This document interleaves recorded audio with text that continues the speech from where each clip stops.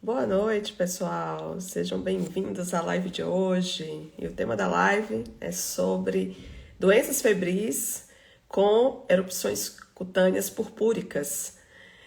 E dentro desse assunto, a gente sabe que tem vários tipos de exantema, né? Que várias doenças febris podem dar um quadro de exantema e existem vários tipos de exantema, e entre eles o purpúrico.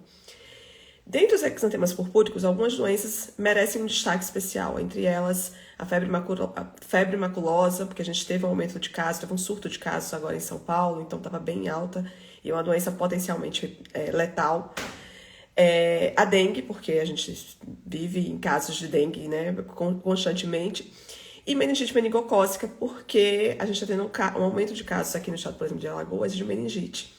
Então a gente vai falar hoje exatamente sobre essas três doenças que dão febre e dão lesões purpúricas, como fazer um diagnóstico diferencial entre elas e tudo mais, tá? Então, para quem não me conhece, eu sou Rubeli, sou médica dermatologista e nesse perfil aqui, no Descomplica Dermatologia, eu ajudo colegas médicos a conduzirem casos do dia a dia da dermatologia clínica de uma forma prática e resolutiva. E para a live de hoje eu convidei a minha amiga, doutora Mardjane, que é infectologista, que vai nos ajudar aqui com esse tema de hoje. E enquanto a Marge não entra, já vou pedindo a vocês, né? Vocês sabem que live boa é live com interação, né? Então, gente, conhece algum amigo aí que trabalha em urgência, que trabalha em PSF, que pode se deparar com essas situações, né? Com esses quadros de doenças exantemáticas febris? Já compartilha aí com o colega essa live de hoje. Boa noite, Mônica, seja muito bem-vinda. Deixa eu ver mais quem já está entrando aqui. Boa noite, pessoal. Então, vamos compartilhando aí com os colegas essa live. Você pode marcar o arroba do coleguinha aqui, pode também enviar aí nessa setinha a live também, para poder mais gente participar. Deixa eu ver aqui, Marlijane, se ela já mandou. Marlijane não entrou ainda. Vamos esperar um pouquinho Marlijane entrar para a gente falar um pouquinho sobre esse assunto. Deixa eu mandar aqui o convite para ela. Marlijane. Peraí, viu, gente? Já vamos entrar. Vamos se organizando aí, pegando papel. Tudo certinho que a gente já vai começar aqui a live, tá? E aí, eu quero saber de vocês aqui, quem aqui trabalha em urgência, em emergência, quem já se deparou aqui com algum caso de meningite ou de febre maculosa? Conta aí pra mim aqui nos comentários. Fala aí. Na live de hoje, a gente vai chamar a Mardjane. A Mardjane já fez algumas lives aqui comigo. Ela é infectologista, a gente fez faculdade juntas. E Mardjane sabe tudo sobre isso, ela tá bem envolvida aqui no estado de Alagoas, né? Agora ela está participando da campanha do CRM também, mas ela trabalha pelo SUS aqui em Alagoas, trabalha aqui pela Secretaria de Saúde, então está sempre por dentro de todos esses casos aí de doenças febris. Deixa eu ver o que aqui. Eu tava falando com a Mardina, será que ela confundiu e entrou no outro perfil? Peraí, deixa eu ver cadê a Marte. Calma aí, gente. Não entrou. Calma aí, gente. Tô mandando aqui mensagem pra ver o que aconteceu com a... É porque eu saí aqui. Deixa eu voltar aqui. Cadê aqui? Deixa eu ver aqui, cadê? Então vamos começar aqui falando um pouquinho sobre essas doenças. Ah, a Marjane entrou agora. Pronto, deixa eu mandar aqui o convite pra Marjane.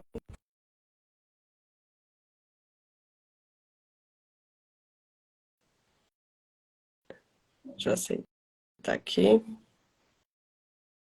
Oh, gente, quem tá gravando hoje aqui esse... Ah, entrou. Ei, Marde, boa noite. Olá, boa noite.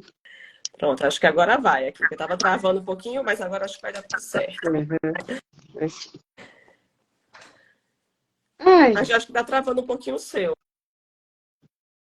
Como é que tá? Minha gente, fala aí, só o meu que tá travando ou o da Marge tá travando também pra vocês?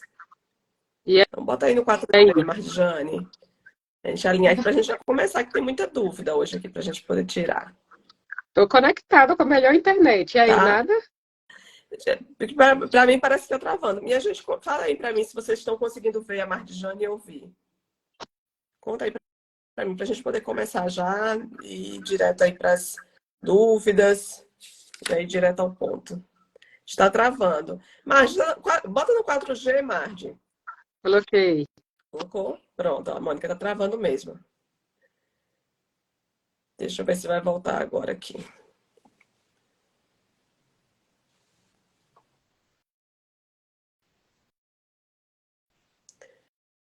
Isso não. E aí ela acabou saindo. Pronto, deixa eu aceitar de novo agora. Coisas do ao vivo, né, gente? É assim mesmo. Sai não, fica aí que a gente vai falar muita coisa interessante hoje. E aí, melhorou? Pronto, agora sim. É porque às vezes, mesmo que a internet esteja ótima, mas às vezes fica travando. Aí, aqui eu também aconteceu a mesma coisa agora comigo. Eu botei no 4G e normalmente vai. Então, vamos Boa lá. noite, Márcia. Seja bem-vinda. Muito obrigada por Boa ter aceitado o noite. convite, viu? Eu que agradeço, como sempre. Então vamos lá. Mas Como Jane, sempre, é um se prazer, apresente aí é um rapidamente para a gente poder prazer e um começar aí aprendizado um dividir com bate-volta de você. perguntas. Se apresente aí, Marde, para quem não te Então, conhece. Mardejane, sou médica infectologista e amiga da Rubeli. Isso é muito importante, tá, gente? Fizemos faculdade juntas, somos amigas desde longa data. É, sou preceptora da residência em infectologia do Elvio Alto, sou referência técnica da vigilância aqui de Maceió, então estou sempre envolvida com essas coisas de vírus, bactérias e etc. Isso mesmo. Quando começou aqueles casos, né, no mês passado de febre maculosa lá em São Paulo, que aí todo mundo começou a me mandar mensagem, Rubeli, você já viu e tal? Eu digo, Marde, vamos fazer uma live sobre febre maculosa. E aí, Marta sempre topa na hora. E aí ela sugeriu esse tema de ampliar um pouco, não só sobre febre maculosa, mas sobre a gente falar sobre os diagnósticos diferenciais das doenças febris que cursam com lesões purpúricas, porque ela estava me contando que teve um aumento de casos de meningite aqui no estado de Alagoas. E aí é importante, né, para todo mundo, porque não só para o dermato, né, mas principalmente não só para infecto também, mas também para Sim. quem trabalha em urgência, emergência. E aqui tem muita gente que ainda dá plantão, então é muito importante saber fazer esses diagnósticos diferenciais. Mas então vamos direto ao ponto, logo que tem muita coisa hoje, senão se a gente ficar isso, fica 2 horas de live de novo. Vamos lá. Como é que a gente pode diferenciar clinicamente uma febre maculosa de uma meningite e de uma dengue? Então, clinicamente, especialmente nos primeiros dias de sintoma, elas podem ser absolutamente iguais. O espectro dessas doenças, né, que vão desde quadros mais leves até quadros mais graves, eles podem se confundir em várias etapas da evolução. Então, mais que nunca, a epidemiologia é fundamental. Você entender o que foi que aconteceu com o seu paciente nas últimas semanas é fundamental para direcionar o seu raciocínio clínico. Então, embora academicamente, pensando em livro, conteúdo de livro, a gente consiga apontar algumas diferenças entre elas, mas na prática são todas muito parecidas. Então, é muito importante, diante de um paciente com quadro febril e lesões purpúricas, a gente montar um quebra-cabeça, porque não vai ser um simples hemograma ou uma simples história clínica ou um sinal, a prova do laço, que vai definir, de fato, do que é que se trata. Tem uma participante especial aqui, ela Tô vendo aí. adora aparecer, ô danada. Participar da live. É isso mesmo. Live ao É, vivo é assim, trava. Desse jeito. O gato aparece então, atrás, é menino que aparece daqui a pouco gritando. É assim, gente. Só e presta assim. ela é muito metida, ela sempre está por aqui. Mas, enfim, no nosso cenário, quando a Rubeli falou, vamos falar de febre maculosa, eu disse, vamos, mas vamos falar também de doença meningocócica, que é o que anda tirando meu juízo ultimamente. Porque, felizmente, febre maculosa ainda é algo epidemiologicamente distante da gente, ainda. Embora a gente tenha óbito confirmado em Alagoas por febre maculosa, tá? Em uma cidade do litoral norte, bem lá na pontinha do estado. Então, talvez a gente não encontre mais porque a gente não procure. Então, é provável que se a gente aprimorar nosso olhar, começar a pensar na possibilidade e começar a investigar adequadamente, é possível que a gente encontre alguns casos por aí que podem estar passando batido, como dengue, como doença meningocócica também, tamanha a semelhança entre os quadros clínicos. É. E é Essa foi difícil, né? Eu estava difícil. vendo os casos que eram lá em São Paulo, né, de febre maculosa. Eu digo, gente, é muito difícil, assim, porque te salva a gente, sabendo depois que teve um surto, sabendo Uhum, que as pessoas, né, já tendo um diagnóstico de uma pessoa, de ter a questão epidemiológica, mas os quadros são muito parecidos mesmo, tudo com uhum, febre do abdominal, vômito, cefaleia, então isso tudo é muito uhum, inespecífico. uhum.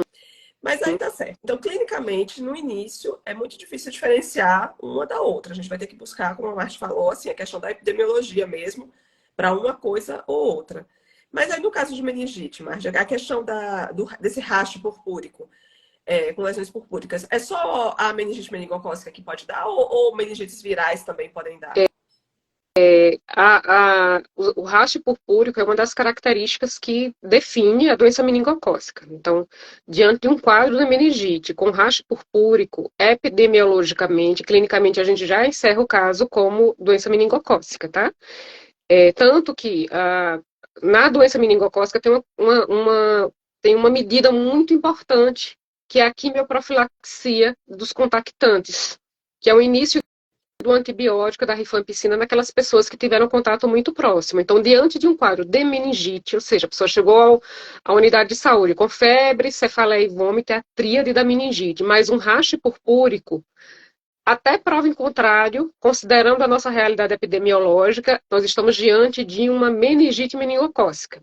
E de imediato, o início da quimioprofilaxia já está autorizada e indicada para os contactantes mais próximos. Por quê? Porque é uma doença de evolução extremamente grave, é uma bactéria que tem uma capacidade de uma virulência grande, ela tem uma capacidade de provocar infecção grande, e que se a gente inicia o antibiótico profilático nas primeiras 72 horas de preferência, as chances dessa pessoa evoluir para uma doença diminui drasticamente, e não só isso, a gente evita que essa pessoa passe a ser um portador assintomático, porque o meningococo tem essa traiçoeirice. Ele tanto pode provocar um quadro extremamente grave de evolução fulminante, como pode ficar ali só morando na orofaringe, na nasofaringe, como quem não quer nada. Estima-se que 10% da população seja colonizada por meningococo, e aí, se esse meningococo circula entre a gente e encontra uma população vacinada, uma população com sistema imunológico ativado, ok, não vai ter grandes repercussões. Mas quando a gente passa por períodos de queda de cobertura vacinal, como nós estamos tendo agora, então você vai ter a bactéria circulando em pessoas que estão saudáveis e pessoas mais vulneráveis, crianças, idosos, adultos jovens que podem ter alguma vulnerabilidade também, não imunizados, que podem desenvolver a doença. E é isso que nós estamos observando nesse momento. Ainda sobre Mais a doença adultos? Mais adulta adultos? também. E adulto também pode ter. Não é a faixa etária de predileção, é mais em criança com menos de 5 anos, mas nós tivemos óbitos nesses últimos 12 meses por doença meningocócica em adulto. Inclusive, o nosso primeiro caso confirmado de meningo B foi em uma mulher de 34 anos. Uma mulher atendida em uma UPA pós o período de vacinação de Covid, e aí estava todo mundo enlouquecido, achando que a vacina era um terror. E a primeira coisa que pensaram foi, tá com rash cutâneo, inicialmente o rash pode não ser purpúrico, pode ser um rash mais discreto, então quando ela chegou estava ainda começando a formar o rash, disseram, é reação à vacina, e essa mulher evoluiu de forma muito rápida, muito grave, e acabou indo para o IML porque pensou-se em reação vacinal. Por sorte, a legista do IML era uma infectologista, quando viu o rashzinho, aí sim já estava no formato purpúrico, ela disse, isso não é reação vacinal, isso é doença meningocócica, e a coleta de líquor não faz parte da rotina da necrópsia do IML, e ela fez a coleta e nós identificamos nosso primeiro meningo B aqui em Alagoas, circulando nos últimos tempos. E desde lá esse danado vem nos dando dor de cabeça. Então a gente está tendo circulação de meningo C por queda da cobertura vacinal.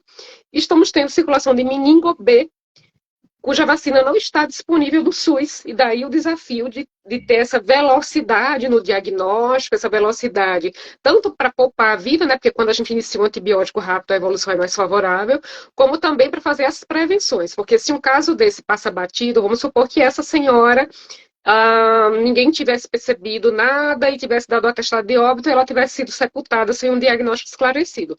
Provavelmente iam surgir casos secundários, e a gente só ia perceber que se tratava de uma doença meningocócica após os casos secundários.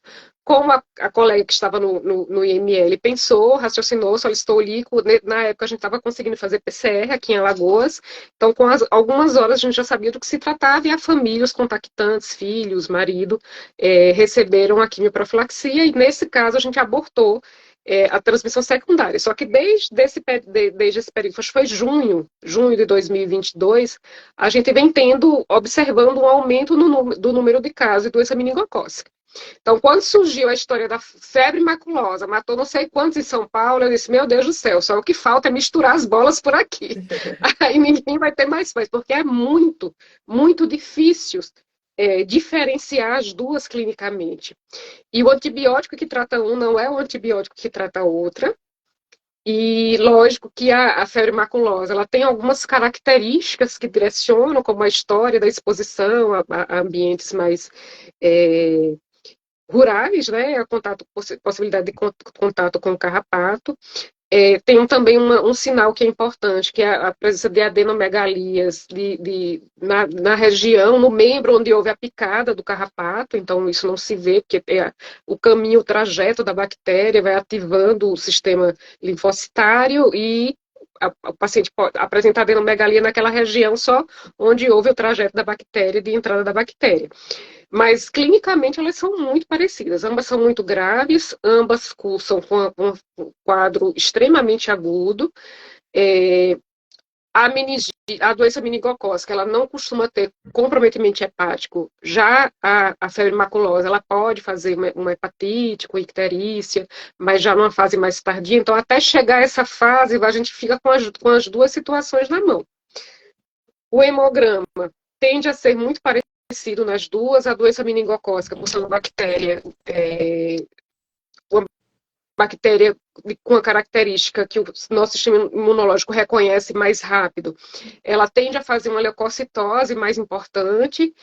A princípio, a pessoa pode não fazer plaquetopenia, né, na doença meningocócica, já na fase de formação de lesão purpúrica, que o paciente pode fazer, inclusive, CIVD, aí pode ter plaquetopenia, enquanto na febre maculosa você já encontra plaquetopenia desde o início, encontra uma anemia, e aí a anemia também ajuda a gente a diferenciar um pouquinho de dengue, porque dengue tem, quando você chega na fase de lesão purpúrica, tem uma concentração. Enfim, é um verdadeiro jogo de quebra-cabeça e xadrez para a gente raciocinar, pensar e tentar fazer a abordagem adequada. Mas aí vamos lá. Clinicamente, assim, eu estou no plantão, sou uma clínica de plantão, estou lá na urgência, na minha UPA, e chega aí uma criança, um adolescente, vamos botar uma faixa etária aí, mais ou menos assim, né? Nem tá em cima da criança vai pensar a mesma coisa, às vezes, né? Para dificultar o processo aí. E aí com um quadro febril, com um rash de uma doença exantemática, um rash purpúrico, né? Que você aperta, não desaparece a digitopressão. O que deve ser o meu raciocínio primeiro? Assim, tipo, eu procuro cefaleia, as três têm cefaleia, não tem? Ou a dengue, tipo assim, não, a dengue tem mais cefaleia, a meningite tem mais cefaleia, ou não? Todas fazem cefaleia intensa, todas fazem cefaleia intensa, todas podem fazer vômito. E uma característica, a febre com a tríade meningeia, que é febre, cefaleia e vômito, ela aparece quando você faz o quadro de meningite. Nem sempre a doença meningocócica faz quadro meningeu, ele pode fazer só a meningococcemia. Então, de fato, você tem que se guiar pela epidemiologia. Se chegar um caso desse hoje para você, então vamos para a história. É uma história aguda, começou a menos de 24, 48 horas. Primeira hipótese, segunda e terceira vai ser doença meningocócica, tá? Lembrando que a dengue, ela vai fazer as lesões purpúricas lá para a fase da defervescência da febre. Então, diferenciar a doença meningocócica da dengue é mais fácil. É mais fácil. E como estamos em Alagoas, a gente não vai pensar em febre maculosa. A febre maculosa vai entrar como quarta, quinta hipótese, mais para frente, se a gente não conseguir fechar diagnóstico de doença meningocócica, certo? E não é possível, não dá para fazer o diagnóstico diferencial numa unidade de pronto atendimento. Então, esse paciente ele deve ser referenciado a um serviço especializado para que a investigação seja dada, seja seguida, né? Não dá para... Agora, o que é super importante? Pensar no mais comum. Sempre, né? Estatisticamente, a chance de você estar diante de uma doença meningocócica é extremamente maior. E tem uma medida muito fácil, quer dizer, relativamente fácil, que é o antibiótico que está disponível em todas as, imagino que em todas as unidades de pronto atendimento. Aqui em Maceió, por exemplo, não tinha em todas as unidades, e aí depois de uma mobilização, hoje a gente tem a ceftriaxona, que é um antibiótico de escolha. E o que é que eu bato muito na tecla? Antibiótico iniciado de forma precoce salva vida. Então, não tem por que ficar fosforilando demais, pensando que vai atrapalhar o resultado do líquor, pensando que vai demorar para chegar ao hospital especializado. Se você não tem como coletar líquor, se você não tem como fazer exame específico, na dúvida, inicie o antibiótico. Depois, o infecto e o neuro se viram para tentar fechar o diagnóstico com ou sem antibiótico. Então, atentem hoje para a nossa epidemiologia para as meningites, certo? Agora, se eu estou diante de um quadro que o paciente vem tendo febre há mais de 5 dias, e de ontem para hoje, a febre até começou a diminuir, a pessoa começou a apresentar o racho purpúrico, sonolência, dor abdominal, aqueles sinais de alarme para dengue hemorrágica, eu vou ter que fazer o manejo da dengue, tá? Do quadro, de um quadro viral. Eu já não vou pensar no antibiótico. Então, por enquanto, nossa vida em Alagoas está relativamente simples. Quando é que a gente pensa quando é que a gente pensa em febre maculosa aqui, no serviço especializado? Quando a gente vê que as coisas não estão batendo muito bem com a doença meningocócica e os primeiros exames foram inconclusivos, tá? E foi assim que se chegou ao nosso diagnóstico de febre maculosa, que eu acho que foi ano passado, 2022. Foi exatamente assim. Ele veio para Maceió com uma suspeita de doença meningocócica e não batia muito bem, as peças não estavam se encaixando muito bem, e aí optou-se por fazer também a sorologia de febre maculosa e lá encontramos. Entendi. O rash, não, o rash da meningite, ele é mais rápido do que o da dengue. Então, isso Sim. ajuda a diferenciar uma coisa da outra. Assim, não, já dá uma luz, assim, acende para uma coisa ou para outra. Sim. E o da febre maculosa é tão precoce quanto o da meningite também. Só que aí entra a epidemiologia. Da febre maculosa, ele pode não ser de imediato, tá? O que é mais agudo do ponto de vista de surgimento do rash, aquelas lesões purpúricas, é a doença meningocócica. A febre maculosa... febre 1, 2 dias e já começou a apresentar esse rash purpúrico, você tem que pensar primeiro, independente de estar aqui no estado de Alagoas, porque tem muita gente que não está aqui em Alagoas, às vezes está em São Paulo. Mas, enfim, essas coisas circulam e todo mundo tem que lembrar dessas hipóteses. Então, lembra de meningite. Paciente com febre, cefaleia, vômito, um rash purpúrico agudo, pensa primeiro em meningite. Isso.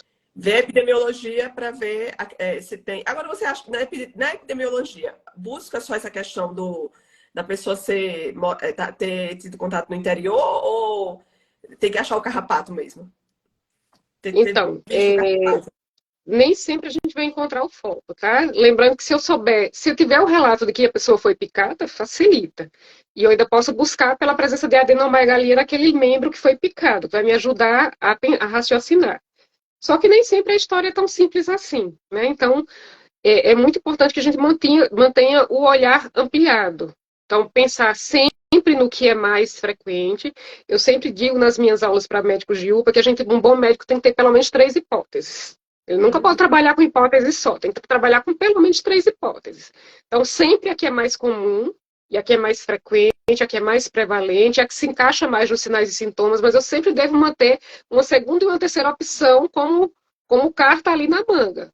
Porque quando as coisas não se encaixam bem, você já tem que começar a pensar nas outras hipóteses. Então, no caso da febre maculosa, a gente mantém sempre como uma possibilidade de diagnóstico diferencial para as doenças meningocócicas que não se encaixam muito bem no quadro clínico, que a gente não consegue fazer exames, os exames iniciais são inconclusivos. É, e em relação à dengue, eu não perdoo um alagoano que não faça o diagnóstico de dengue, não perdoo. Não perdoa porque é muito nosso feijão com arroz. Então, é um quadro mais fácil de identificar. A dengue, ela tem mais comemorativos que facilitam o nosso raciocínio. Então, é aquele paciente que tem febre, geralmente há mais de 3, 4 dias, que quando vem aparecer, vem apresentar o racho, já não tem mais aquele febrão, já está na fase da efervescência. É um paciente que cursa invariavelmente, se ele faz o racho purpúrico, né? Invariavelmente, ele vai ter hemoconcentração, né? Se ele faz a forma hemorrágica, ele vai ter hemoconcentração. Então, é um paciente que não está anêmico, a menos que ele já tenha sangrado muito, né? Ele pode fazer uma anemia por perda. Ele vai ter hemoconcentração, ele vai ter plaquetopenia. Então, é um diagnóstico mais palpável para a gente. Já febre maculosa e meningite realmente é diagnóstico diferencial uma da outra. É colocar o neurônio para funcionar e talvez você não consiga dar conta disso numa unidade de pronto atendimento, mas só de você pensar, só de você manter aquela carta na manga, já facilita muito, inclusive a continuidade do cuidado, porque às vezes, quando a gente faz um diagnóstico muito fechadinho desde o início, a gente perde a possibilidade de acessar outro diagnóstico de forma mais rápida. Então, mantenha como hipótese de. A gente mantém, inclusive, se mantém uns 15 dias, que a gente teve uma criança PCR deu negativo para a doença meningocócica, eu disse: olha, eu acho que vale a pena a gente dar uma olhadinha aí em febre maculosa. Mas, assim, a menina não tinha epidemiologia nenhuma, enfim, no final fechou como doença meningocócica mesmo, foi que o exame demorou um pouco mais para sair. O exame precisou ir para Recife, mas foi uma paciente que eu fiquei com a pulga atrás da orelha. Uhum. Mas é isso. Então, o mais importante é se você está diante de uma suspeita de dengue, hidratar salva. Então, a quantidade de volume de soro que você vai fazer para esse paciente vai fazer toda a diferença. E no caso de uma doença meningocócica, o início rápido do antibiótico e a hidratação também, as medidas de suporte, também vão determinar de forma muito impactante a evolução desse doente. A gente vai falar Então, só... Segura aí, que eu quero ainda falar um pouquinho mais sobre os exames, tá? Então, chegou esse paciente aí que a gente suspeitou clinicamente aí, né? Com febre alta, um racho purpúrico. O que é que a gente deve pedir de exames? Assim, tá lá na UPA inicial, antes de referenciar, às vezes, né? Esse paciente para Uhum. um serviço de infectologia, por causa de uma suspeita. O que é que a gente já solicita para adiantar até a vida e de exames de sangue, de urgência, né? De pronto atendimento? Vamos lá. Hemograma na infecto sempre, né? Hemograma já nos dá boas pistas. Avalia TGO, TGP, ureia, creatinina, até porque tem uns quadros de leptospirose que podem também cursar com racho purpúrico, é menos comum, mas pode acontecer. Hemograma TGO, TGP e ureia, creatinina, tá? Principalmente.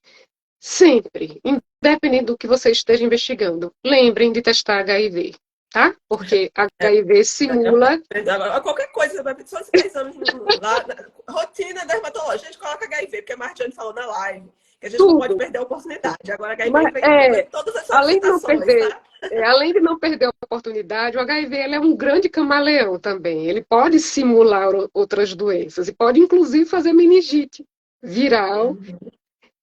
A gente teve, né, dessa enxurrada de meningites, como todo mundo ficou muito atento, então a gente acabou recebendo muito relato de caso. E um deles, quando eu disseram, olha, é uma doença meningocócica, o rapaz está cheio de petequias, de lesões purpúricas. Aí eu disse, me manda a foto. Quando eu olhei, eu disse, isso não é, isso é HIV, isso é um sarcoma de Kaposi. Mas para quem não tem olho, para quem não está acostumado a ver a lesão, pode confundir, porque o sarcoma de Kaposi, inicialmente, ele pode ser mais planinho e pode simular uma lesão purpúrica também. E voilá, era exatamente HIV como sarcoma de Kaposi. Pois é.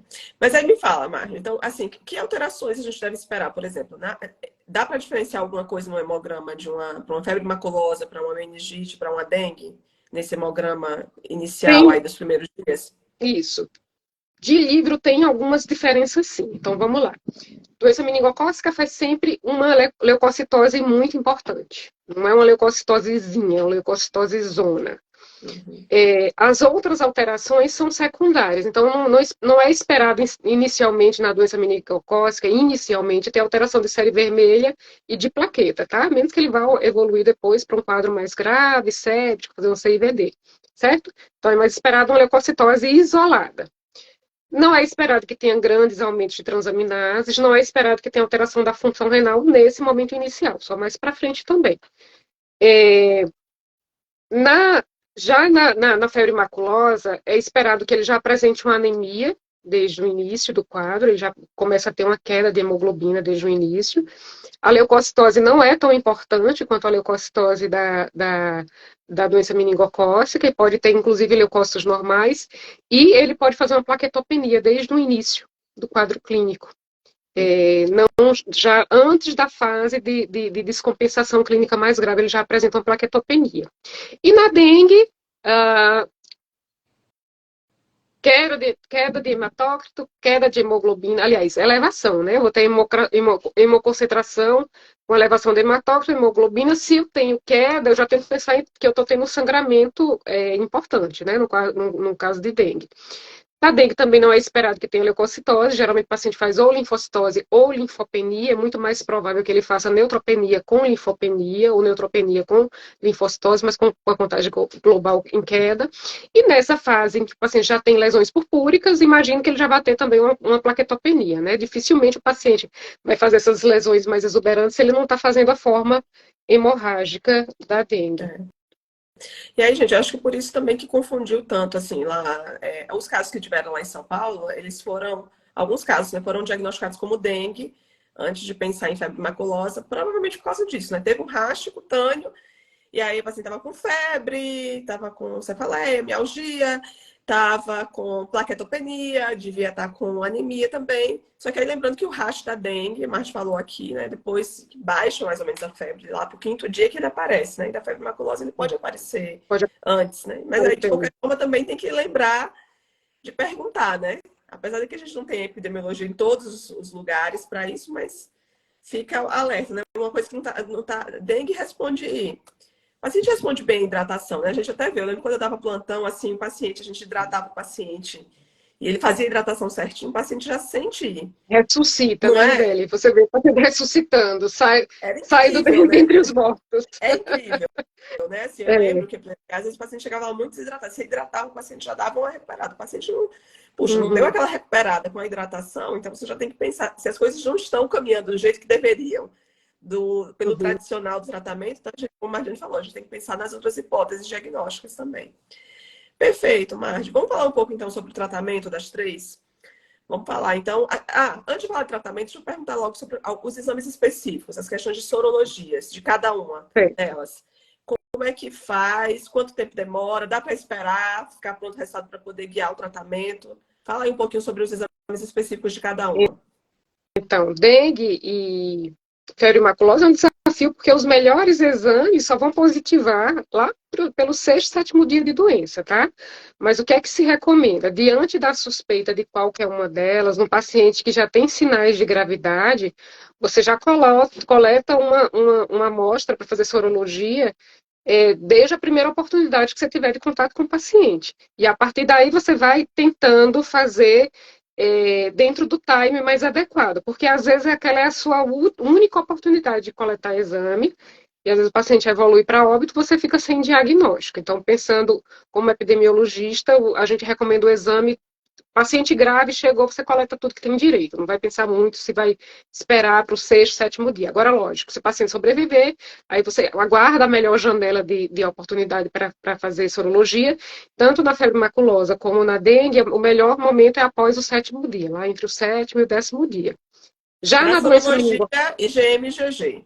GMGG, exatamente. Pra Ah, febre maculosa, pede sorologia e GMGG febre maculosa ou pede lá? não, é a imunofluorescência, Rubeli. Ela é uma titulação. É um tipo de sorologia também, mas é uma sorologia titulada.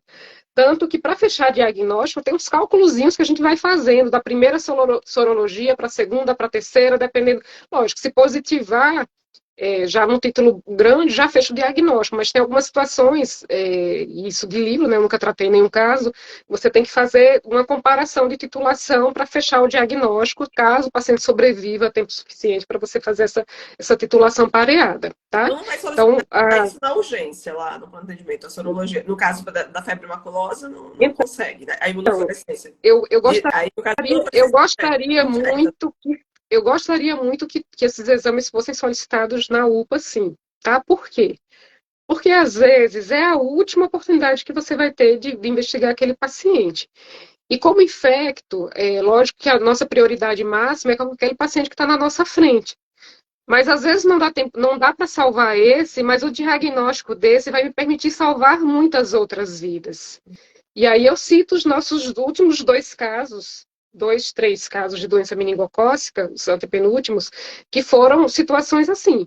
Foi diagnosticado o irmão, foram duas situações assim, uma semana de intervalo. A irmãzinha mais nova morreu, o diagnóstico foi feito no SVO, uma delas eu fui coletar, ajudar a coletar o ICO, e na sequência o irmão adoeceu. O irmão teve uma evolução muito boa, porque a gente já estava diante do diagnóstico, já sabia da suspeita. Então surgiu o primeiro sintoma, de imediato estava todo mundo preparado, foi iniciado antibiótico rápido, regulado rápido, foi feito tudo de forma muito, muito cronometrada, e a evolução dos irmãos foi muito favorável, dos dois. As duas irmãzinhas morreram, os dois irmãos sobreviveram. Ai, Então, foram dois casais de irmãs de famílias diferentes, sem contato, sem vínculo nenhum, mas histórias bem parecidas. Então, resumo da ópera, moral da história, que é importante você tentar. Se o paciente está muito grave, é importante tentar fechar diagnóstico em qualquer local que ele esteja. Porque se não for na UPA, vai acabar sendo no SVO, e nem sempre o material coletado no SVO, no Serviço de Verificação de Óbito, é o material mais adequado. E outra coisa, em algumas situações, se você consegue fazer a coleta de exames, você pode poupar essa família da necessidade de ter que encaminhar o corpo para o SVO, para retardar o sepultamento, enfim. Dependendo da situação, você pode acelerar sim. Então, os municípios têm um fluxo fechado com o LACEN, é importante entender como é que funciona a rede no município onde vocês trabalham, mas todos esses exames são feitos pela rede de laboratório estadual, tá? Através do LACEN, quando não tem material no LACEN Alagoas, ele encaminha para o LACEN de referência. Então, o exame deve sim ser coletado na UPA, deve sim ser coletado, desde que seja feito de forma adequada, com material adequado, com a conservação adequada, senão a gente acaba perdendo recurso e oportunidade. Pronto. Na urgência, como é que eu solicito esse exame? Vamos primeiro, para febre maculosa. Então, todas elas são solicitadas através da ficha GAL. A maioria dos serviços de Alagoas, imagino que a UPA de Arapiraca também, por exemplo, ela já esteja apta a inserir, a cadastrar amostras no sistema do LACEN. Então, o médico preenche lá a fichazinha. Caso você não tenha, vai lá na internet, joga lá no Google ficha GAL. É o gerência. Isso vale para todo o Brasil, essa ficha GAL. Todo o Brasil. É o mesmo fluxo, quer dizer, a logística que muda, mas a forma de solicitar é igual. Você baixa a ficha GAL, preenche os campos obrigatórios, toma caso com asterisco. Geralmente, geralmente as unidades já estão também notificando, então lembrar que a notificação para esses exames ela é obrigatória, precisa de um número de notificação, inclusive, para entrar com esse exame no LACEN. Então, o médico geralmente preenche manualmente, alguém do serviço deve estar habilitado para inserir essa amostra, cadastrar essa amostra no sistema, e a partir daí a amostra é enviada para o laboratório, tá? Isso é o fluxo de solicitação. Porém, é bom a gente lembrar que esses exames não têm retorno imediato. Então, o manejo do quadro clínico ele não deve depender do resultado dos exames específicos. Tá? O manejo do quadro clínico ele é feito de acordo com o seu raciocínio clínico epidemiológico. Esses exames são importantes para a gente encerrar esse caso depois, e muito mais para a gente fazer diagnóstico epidemiológico e fazer prevenção de casos secundários. Mas para esse caso específico, o manejo deve ser iniciado já diante da suspeita. Então, Na tanto dengue para com febre hidratação, maculosa quanto para meningite meningocócica, você preenche essa ficha GAL para poder fazer a coleta dos exames. isso. Todos os agravos de notificação compulsória, Endra, dengue, zika, chikungunya, leptospirose, febre maculosa, doença meningocócica, todos esses exames são feitos a menos que esteja num serviço privado que tem esses exames, mas fora essa situação que nem todo laboratório privado tem, a gente lança mão do LACEN, que é uma rede de laboratórios nacional. E tudo que entra no LACEN entra através da ficha GAL e precisa estar notificado, certo? Entendi. E o resultado vai dengue, tem o teste rápido e tem a sorologia. Então, o teste rápido, alguns exames, o teste rápido da dengue, o NS1, ele está disponível de forma mais disseminada, mas ele tem uma sensibilidade bem ruim, tá? Então, mesmo diante de um NS1 negativo, a gente não afasta o diagnóstico de dengue. Se der positivo, confirma, mas se der negativo, a gente não afasta, certo? Se você tem uma epidemiologia forte, a gente não afasta o diagnóstico, só baseado no NS1 negativo. Tá. E aí, depois do 6º dia, aí faz sorologia. Isso. Para dengue. Beleza, mas vamos falar então do tratamento agora, de cada uma delas, né? Diante da suspeita clínica, vamos começar com febre maculosa, tem uma epidemiologia forte para febre maculosa. Como é que a gente faz o tratamento? E a febre maculosa, ela é um desafio em todos os aspectos, né? Para fechar diagnóstico, para fechar suspeita clínica e para tratar também. Só existem 2 antibióticos com eficácia comprovada para febre maculosa. Imagine que agora que estão começando a surgir novos casos, imagine que a gente vai avançar um pouquinho nisso, mas por enquanto é clorafenicol, não sei se existe isso já ainda no mundo, acho que não, e doxiciclina. Doxiciclina é perna de cobra, é difícil de achar, não é fácil. Uhum. Então é um problemão. Nos hospitais de referência, como é o Viu Alto, por exemplo, a gente tem a medicação, tá? Então, se chegar um caso, a gente consegue, mas não é tão fácil. Então, o tratamento é feito com doxiciclina, além do antibiótico, as medidas de suporte, certo? E meningite. No caso do meningite, também, assim, a gente falou dos exames, aí tem o líquor também no caso de meningite, né? Então, o exame de líquor fica pronto rápido para poder já confirmar, assim? Fica. O diagnóstico da meningite, a gente faz através do exame quimiocitológico do líquor. A gente não espera a cultura ou o PCR chegar ao resultado. A gente viu que é uma meningite bacteriana, se tiver o raste, a gente já conduz como se fosse uma doença meningocócica. Se não tem raste, a gente conduz como uma meningite bacteriana inespecífica, e em ambos os casos, o antibiótico de escolha é a ceftriaxona, 2 gramas de 12 em 12. Tá? Dose dobrada. Para que a gente tenha uma boa penetração do sistema nervoso central. É recomendado fazer uma dose de corticoide, dexametasona, antes de iniciar o antibiótico na suspeita de meningite, porque alguns pacientes eles apresentam piora do meningismo após a primeira dose, mas se não tiver, faz a ceftriaxona, só que você pode ter realmente um rebaixamento do nível de consciência caso você não anteceda do corticoide. E dengue é soro. Soro. Ô, Márcio, com relação à meningite, vou aprofundar um pouquinho mais, assim, já que está tendo esses casos, aumento de meningite meningocócica por aqui, os sinais de irritação meníngea no exame físico também então, são importantes para ajudar. São super importantes. Então, lembrando que a tríade, que é febre, cefaleia e rigidez de nuca, ela é bem patognomônica da meningite. Então, se eu tenho um paciente que está vomitando, que está com febre, e você faz o teste de Zisk, Kernig ou Laseg dá positivo, enfim, muito provavelmente você está diante de uma meningite, porque a dengue ela pode dar, por exemplo, uma cefaleia intensa, com uma certa dificuldade para fletir por conta da mialgia, mas não chega a fazer uma rigidez de nuca. Uhum. Então, fazer um exame físico adequado é fundamental. Fundamental. E aí E eu lembro de um diante. caso, ó, puxando aí, lembra, eu conto as histórias. Pausa para a história, senta que lá vem história, gente. Eu tenho uma amiga lá em BH, e aí ela tem febre familiar do Mediterrâneo, então assim, ela faz infecções de repetição, otite, sinusite, enfim. E aí teve um dia que ela me mandou mensagem: Roberta, eu tô no hospital, tô internada. E aí eu tô com suspeita. O médico disse que é enxaqueca. Eu digo enxaqueca. Eu digo enxaqueca. Tipo assim, a pessoa. Normalmente quem tem enxaqueca, vem com histórico de Uhum, dores de cabeça. E ela não tinha esse histórico de dores de cabeça. E tava com cefaleia, tinha tido quadro de febre, só que não era uma febre muito alta, só que ela já tem febre familiar. Então, febre familiar uhum. também já faz febre Mas direto. Ter vomitou. febre para ela já é normal. Oi? E vomitou. Não, Ela vomitou. e vomitando. E aí, isso eu no telefone com ela, e aí eu falando assim, mas tem quantos dias? Ela começou a contar, era um quadro agudo, entendeu? E ela tava lá internada, tava em observação no hospital bom, lá em BH. E aí eu lembro que uma outra amiga da gente estava acompanhando ela, né? Agora imagina a cena, falando assim, não, você vai fazer. O médico foi aí, examinou ela. Ele mandou ela baixar a cabeça, assim. Não, então peraí, vá, liga aí a câmera do celular. Desse jeito. Vá, Telemedicina.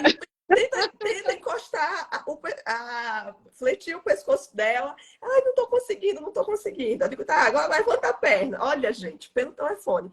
Era uma meningite.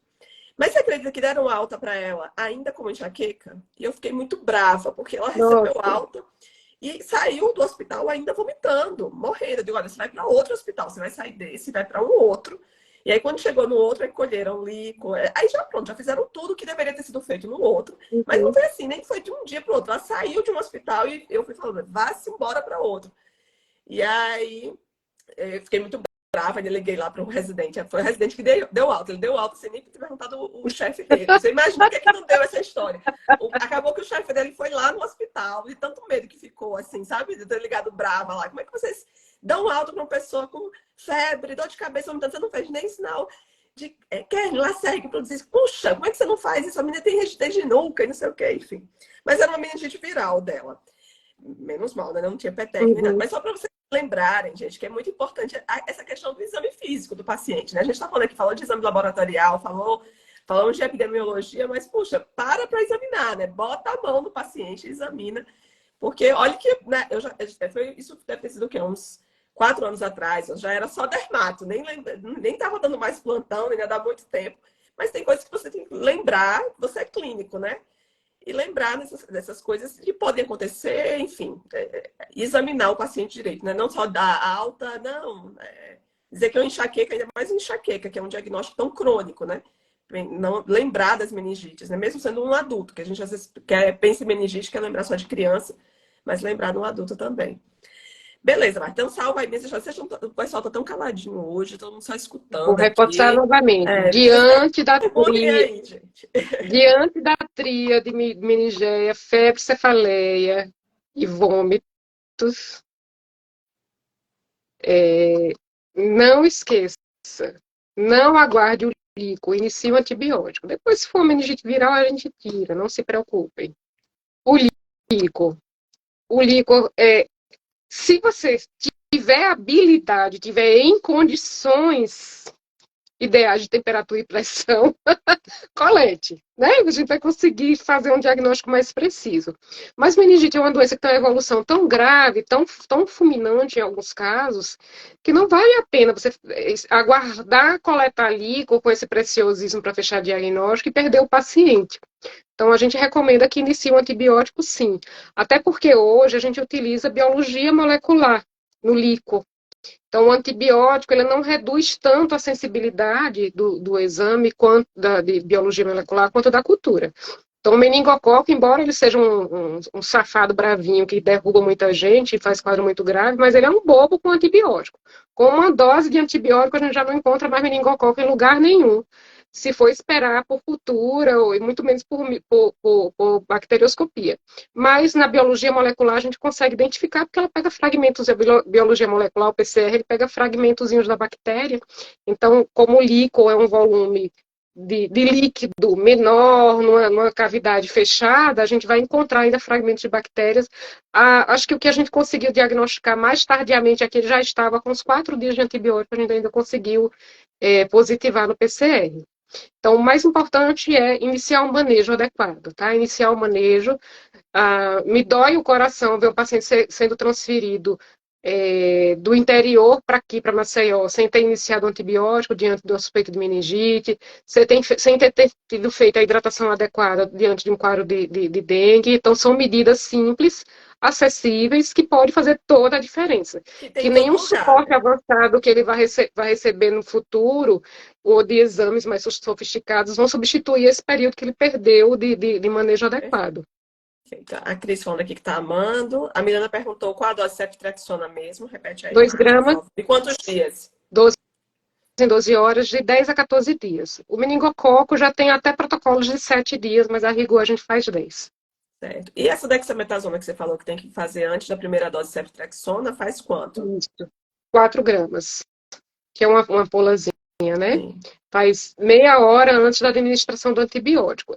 A dexametasona ela é mais importante na meningite pneumocócica, que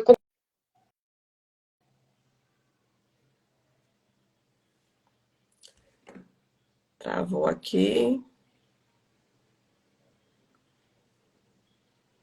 Travou para vocês também, gente? Deixa eu, Marjane, voltar aí, que a internet agora aqui no finalzinho travou. Então, ó, anota aí, ceftriaxona, 2 gramas de 12 em 12 por 10 a 14 dias, no caso da meningite meningocócica. Pronto, voltou. Peraí, imagem que travou. Beleza. Volta aí para dexametasona. Faz EV, então. ver isso, meia hora Meia antes hora do antes. antibiótico, certo? Só uma Mas vez? também se o paciente Só uma só. dose? Não, a gente fica mantendo depois até o terceiro dia, tá? Mas a dose mais importante é a primeira. Porque se for o meningococo não tem essa capacidade toda de complicar se não fizer o corticoide, não. Mas na meningite pneumocócica ele pode fazer uma hipertensão intracraniana violenta. Entendi. Então, sempre A faz 4 liberação da gramas, meia hora cápsula. antes da ceftriaxona, nos primeiros 3 Isso, dias. isso. Certo. Ele A fica fazendo menina de 12 em perguntando, 12 essa horas. dose é independente de peso e idade? Tem diferença com a dose Não, se for criança tem que calcular, aí tem que ir pro livro, porque eu não me Black lembro a Book? dose, não. Milena, vai pro Black Book, lá vai ter a dose da criança, porque não dá para decorar tudo, não. Aí a Eu Martina falou, mas tem sabia, que lembrar eu isso, sabia que porque vai infecto seguir atende adulto vários e anos, criança. né? Tá. A Só Juliana, que o quanto HD da 4 gente vai gramas é, ficando sem Juliana? espaço e 4? a gente vai deletando informação. Não, eu digo, ele não vai acumulando tanta coisa. Eu digo, eu vou olhar a dose de remédio de criança, eu vou, toda vez eu vou lá, abro no Google qual é a dose, calculo de novo, porque não dá para decorar tudo, não. Juliana, 4 gramas, Juliana, 4 gramas de dexametasona meia hora antes da dose da ceftriaxona, nos primeiros 3 dias. É isso, Margem? Mais Isso, alguma outra isso. coisa que tem que fazer? A única dose que precisa ser feita meia hora antes é antes da primeira. A seguinte faz de horário, tá? De 12 em 12. Perfeito, então. Então, ó, Que marquem aí, vai acabar dando dexametasona mais meia ou hora menos o antes da mesmo. primeira, depois sempre de 12 em 12 nos 3 primeiros dias. Perfeito, Margem. Uma outra coisa que sim, falando de dengue, aí você já falou hidratação, vamos reforçar só quanto é que é a hidratação da dengue? Quantos ml por quilo que deve fazer de... 50 a 80 ml, né? A gente até a pessoa ficar pelo menos 24 horas sem febre. 2/3 desse volume deve ser feito em solução cristalina, ou seja, ou soro de reidratação oral, soro caseiro, que a gente não recomenda muito, porque pode fazer a preparação errada e atrapalhar a vida, e o restante líquido livre. Ô, Marge, eu vi esses dias um artigo sobre plaquetopenia em dengue hemorrágica, usando a folha do mamão papaya. Você já viu algum artigo sobre isso?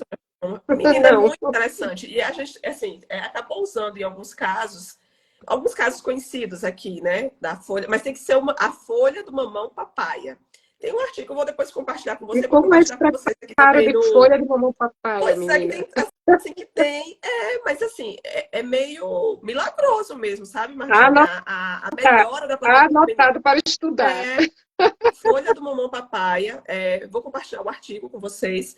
Tem a quantidade, porque faz lá o chá e aí a pessoa vai tomando ao longo do dia.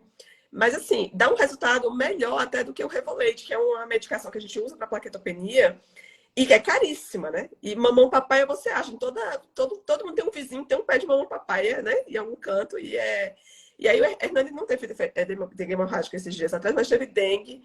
E as plaquetas dele nunca são muito lá, essas Coca-Colas todas. E eu digo, olha, eu vou fazer o chá desse mamão papaya que a gente vai ver agora com você se esse negócio vai prestar mesmo. Menina, aumentou muito rápido, de um dia para o outro. Então, é uma coisa assim, simples, que precisa ser melhor estudada, mas que eu já tenho visto na prática, assim, com alguns colegas que têm tratado plaquetopenia de dengue, né, mais graves, que, enfim, às vezes que tem até indicação, talvez até de fazer um concentrado de plaqueta, e evitando fazer por causa desse artigo aí, com esse chá de mamão papaya. Na realidade, a gente foge de fazer transfusão plaquetária na dengue, sabe? Tem umas indicações muito precisas, porque é uma medida que você pode acabar piorando a agregação plaquetária. Então, a gente restringe ao máximo. A principal medida é realmente hidratação. A hidratação em si, ela ajuda na recuperação da contagem de plaqueta também, mas vamos lá, eu acho que a gente sabe muito pouco ainda. Imagina, quantos anos de história de medicina moderna a gente tem, considerando a história da humanidade. Então, tem muita coisa aí ainda para ser descoberta, com certeza. E a gente tem que procurar se aprimorar mesmo, o que é que tem de mais recurso até, e estudar mais, né?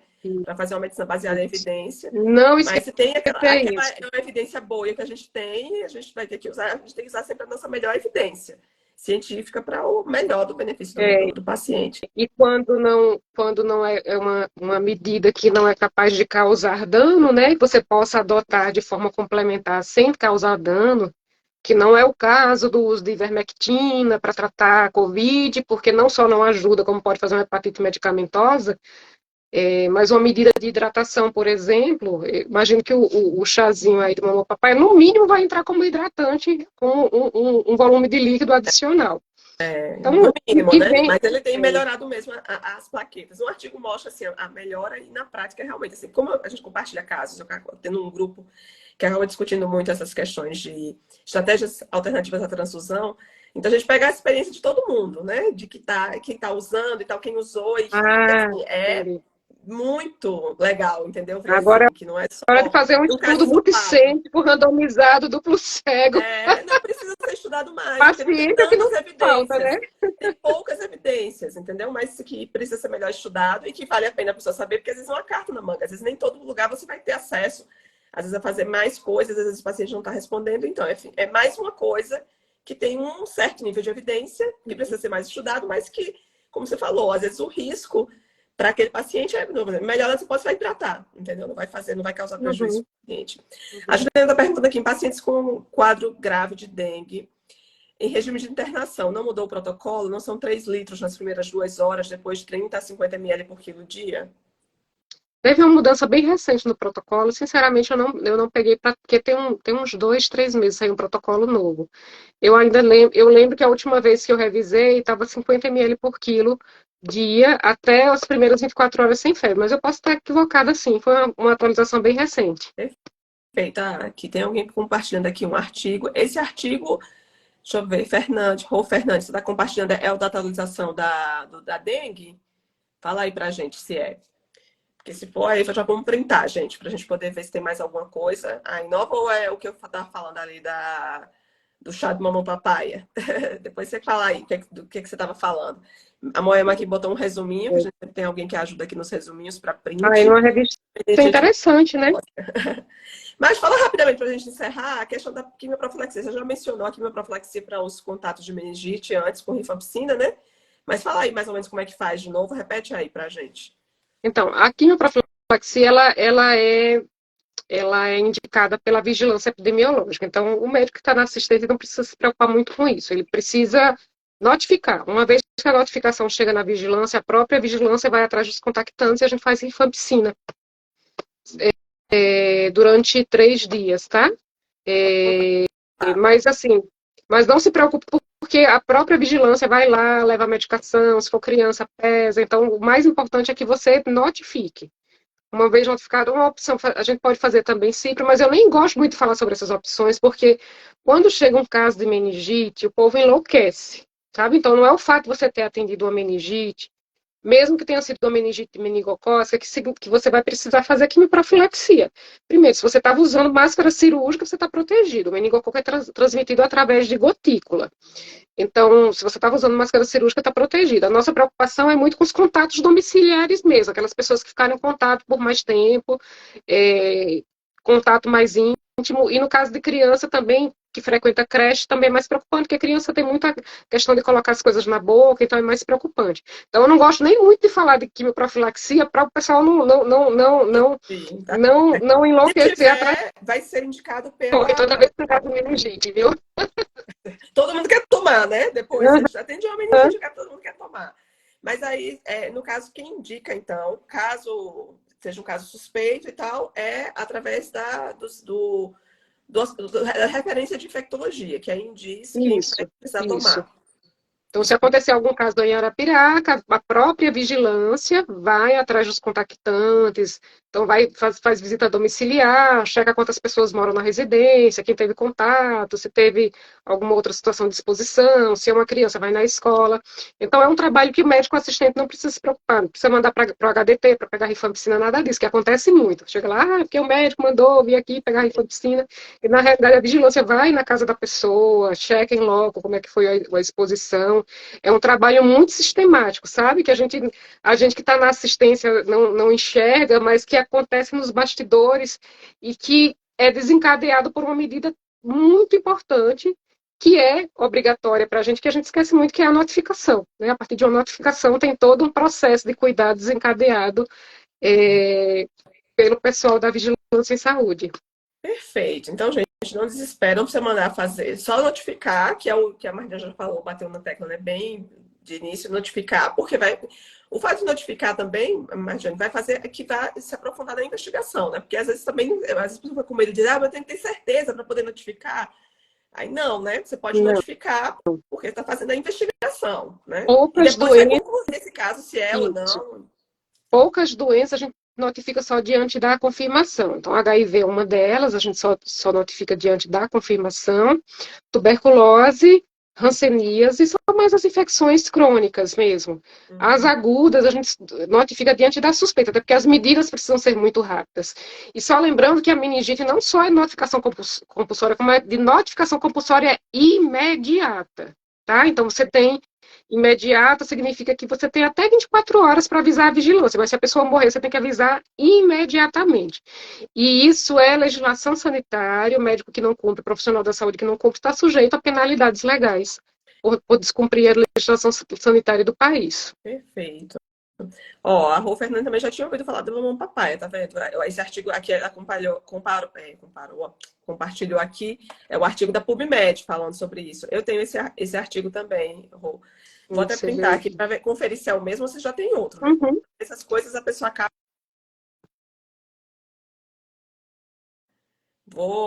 Mas eu vou compartilhar com vocês esse artigo, vou compartilhar também com o Marjane, que a gente precisa estudar mais sobre isso. Marde, olha, muito obrigada, viu? Olha, tá vendo como passa rápido as lives com você, mulher?